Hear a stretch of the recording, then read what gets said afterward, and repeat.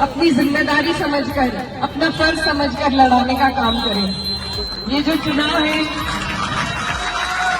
इस चुनाव पर सबकी नजर है।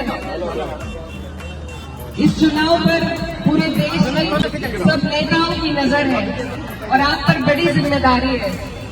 ये जो भाजपा की सरकार है, 10 साल से जिसका कार्यकाल आप और हम देख रहे हैं, भुगत रहे हैं, आपको मालूम है कि सरकार ने आपके हमारे किसी के लिए कुछ नहीं किया है। हमारे किसान भाई हो, चाहे नौजवान हो, चाहे मजदूर हो, महिलाएं हो, सब परेशान हैं।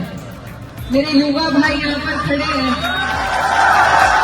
रोजगार के नाम पर ये भर्ती निकालते हैं और फिर पेपर लीक करा देते हैं। इन्होंने 16 लाख करोड़ उद्योगपतियों का माफ किया है, लेकिन किसान का कर्जा माफ करने के पास इनके पास पैसे नहीं है।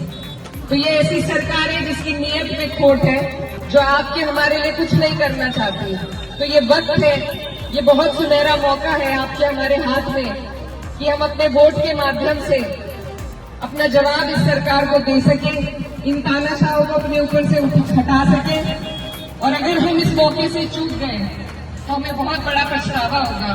तो आप सब यहाँ मेरे बड़े बुजुर्ग हैं, मैं आपसे यही गुजारिश करने आई हूँ कि इस चुनाव को देख लीजिए कन्नौज में कैराना से सपा प्रत्याशी इकरा हसन की एक झलक और एक आवाज सुनने के लिए लोग कितने बेकरार हैं। इकरा जितनी आक्रामकता के साथ बीजेपी पर प्रहार कर रही, कन्नौज की जनता उतनी आक्रामकता के साथ इकरा हसन का साथ दे रही। इकरा हसन की जुबान से निकले हर शब्द को गर्मजोशी के साथ आत्मसात कर रही। कन्नौज में इकरा हसन का जनता के बीच इस जलवे को देखकर अब हर कोई कह रहा, इकरा हसन तो छा गई, कन्नौज की जनता को भा गई।